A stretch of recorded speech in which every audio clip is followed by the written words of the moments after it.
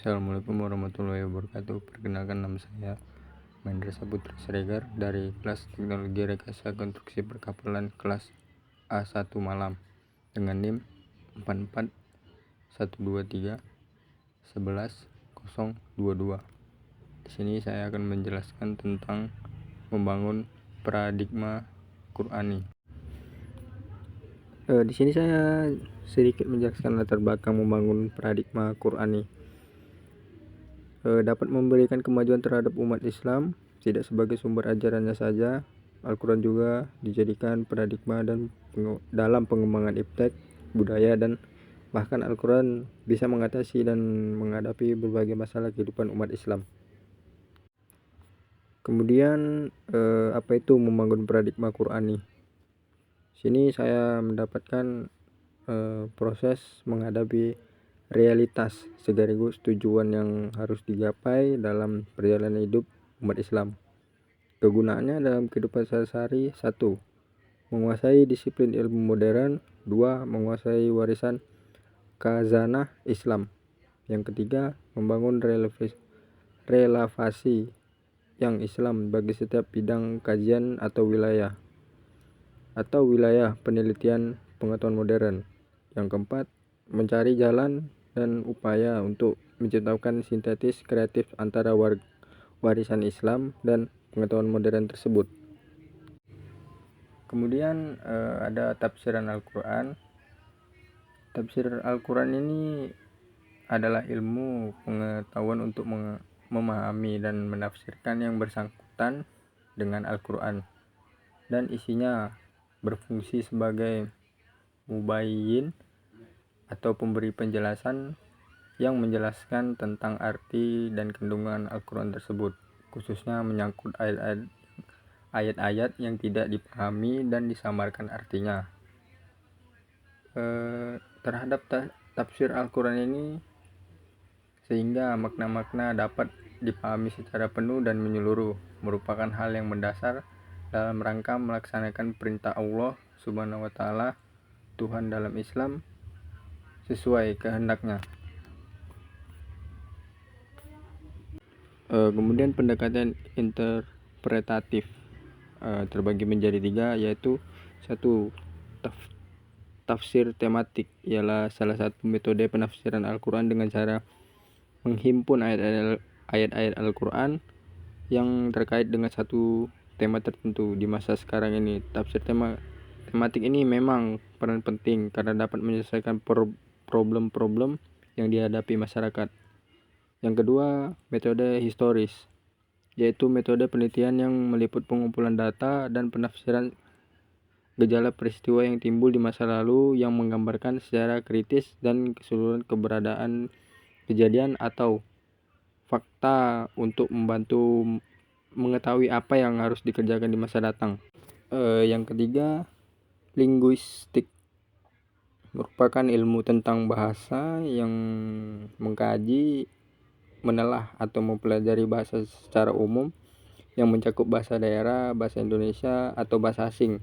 Oleh karena itu, tafsir ini disebut juga ilmu linguistik umum atau general linguistik. Mengapa membangun paradigma Qur'ani ini penting? Menurut saya, yang saya dapat dari pelajaran itu ialah Al-Quran dijadikan sebagai paradigma kehidupan karena dapat memberikan kemajuan terhadap umat Islam. Al-Quran juga dijadikan paradigma dalam pengembangan iptek, budaya, dan bahkan Al-Quran bisa menghadapi berbagai masalah kehidupan umat Islam. Sebenarnya ini sama dengan slide yang sebelumnya, karena yang saya baca itu hampir sama. Jadi saya berpendapat kemungkinan itu sama. Kemudian di sini ada prinsip-prinsip paradigma Qur'ani, dibagi menjadi 3, yaitu 1. Keadilan, merupakan prinsip nilai yang dijunjung tinggi oleh manusia beradab. Al-Quran sebagai wahyu menuntun umat bagaimana berperilaku adil dalam masalah harta. Islam menjamin hak individu. Perpindahan hak kepemilikan harus terjadi dengan cara yang benar. Oleh karena itu, riba yang dipraktikkan masyarakat Arab jahiliyah dan mereka mesamakan riba itu dengan jual beli. Yang diluruskan oleh Allah Subhanahu wa taala bahwa riba tidak sama dengan jual beli. Melainkan riba itu diharamkan karena tidak memenuhi prinsip-prinsip keadilan, sementara jual beli itu dihalalkan karena antara penjual dan pembeli berada di posisi yang sama. Yang kedua, kemanusiaan. Sudah jelas di Quran surat Al-Isra ayat 17, Allah berfirman, "Dan kami telah memuliakan keturunan Adam dan kami bawa mereka untuk menguasai daratan dan lautan, dan kami rezekikan kepada mereka yang baik-baik dan kami melebihkan mereka atas kebanyakan sebagai yang telah kami ciptakan." Yang ketiga, kebijakan dalam pendidikan menurut Al-Quran. Di sini saya ambil kebijakan dalam pendidikan yang menurut Al-Quran adalah usaha yang dilakukan secara tercerna dan bertahap untuk memberikan pengetahuan, keterampilan, dan sikap kepada peserta didik sebagai bekal dalam melaksanakan tugas sebagai hamba dan kekhilafan Allah Subhanahu wa taala di muka bumi. Di sini ada penerapan paradigma Qur'ani dalam konteks sosial, memanfaatkan luang waktu untuk menguasai suatu bidang keterampilan sebagai bekal menghadapi masa yang akan mendatang, memiliki semangat mencari ilmu yang tinggi untuk kepentingan dunia dan akhirat, memperluas pergaulan dengan teman-teman yang baik dan soleh agar kita bisa terbawa ke jalan yang benar. Kemudian di sini penerapan paradigma Qur'ani dalam konteks ekonomi. Kebijakan ekonomi mengandung arti penggunaan alat-alat untuk mempengaruhi atau mencapai tujuan yang telah ditentukan. Misalkan dalam suatu perusahaan dagang dapat menggunakan variabel instrumental seperti ikan untuk memperbesar volume penjualan supaya pada akhirnya mencapai level maksimal. Di sini ada juga penerapan paradigma Qur'ani dalam etika bisnis. Dalam Islam ini bisa diukur melalui 5 prinsip, yaitu prinsip tauhid, kejujuran, kebermanfaatan, ketanggung jawab, dan keadilan para pelaku UMK. Dan minuman di sini ada para pelaku UMK makanan dan minuman dikatakan telah menerapkan etika bisnis Islam apabila memenuhi kelima prinsip dan praktik bisnis yang dijalankan. Di sini ada tantangan dalam membangun paradigma Qur'ani.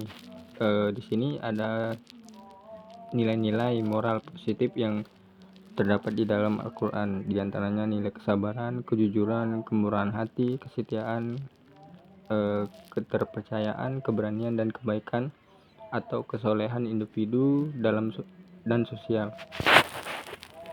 Dalam nilai-nilai itu kita harus menguatkan agar tidak goyah dalam membangun paradigma Quran sebagai seorang mahasiswa. Di sini ada mengatasi konflik paradigma. Di sini ada metode campuran, dapat menawarkan banyak keuntungan, namun penting juga untuk menyadari potensi tantangannya.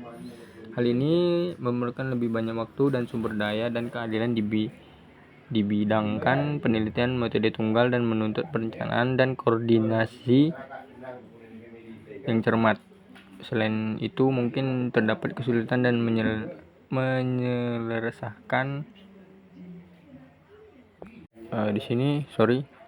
dapat menyelaraskan berbagai paradigma, asumsi, dan standar metode kualitatif dan kuantitatif. Selain itu menyajikan dan melaporkan temuan dengan cara yang jelas, ringkas, dan korehan mungkin sulit, dan pilihan untuk mempublikasi atau membagikan hasil penelitian mungkin terbatas. Namun demikian, dengan mengatasi potensi konflik antara paradigma penelitian kualitatif dan kuantitatif, dan dengan mengadopsi pendekatan metode campuran yang menghormati kedua untuk penyelidikan. Kemudian di sini ada manfaat paradigma Quran. Manfaatnya adalah cara pandangan atau cara berpikir seseorang terhadap suatu permasalahan berdasarkan Al-Quran. Dia menurunkan Alkitab Al-Quran kepadamu dengan sebenarnya, membenarkan kitab yang telah diturunkan sebelumnya dan menurunkan kitab Taurat dan Injil. Quran Surat An-Nisa ayat 3. Yang terakhir adalah kesimpulan dari materi membangun paradigma Quran.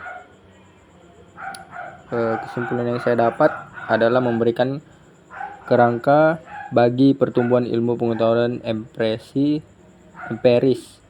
dan ilmu pengetahuan rasional yang dan orisinal, dalam arti sesuai dengan kebutuhan pragmatis masyarakat Islam, yaitu untuk mengkualitaskan misinya sebagai khalifah di muka bumi ini. Mungkin itu saja yang bisa saya sampaikan dalam materi paradigma Qur'ani. Mungkin ada kesalahan kata, mohon maaf, dan ada sedikit suara mengganggu, mohon dimaklumi. Wassalamualaikum warahmatullahi wabarakatuh.